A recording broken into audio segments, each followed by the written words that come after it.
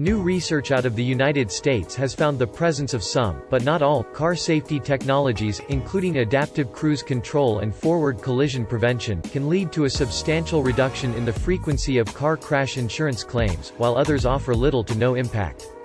To do this, it examined insurance data across cars with different levels of safety and driver assistance packages fitted.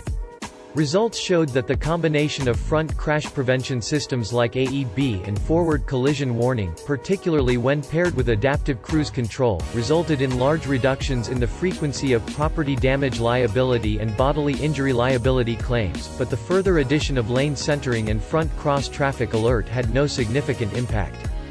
Forward collision warning, lane departure warning and AEB together were associated with a 5% reduction in the frequency of collision claims, an 11% reduction in the frequency of property damage claims and a 16% reduction in the frequency of bodily injury claims.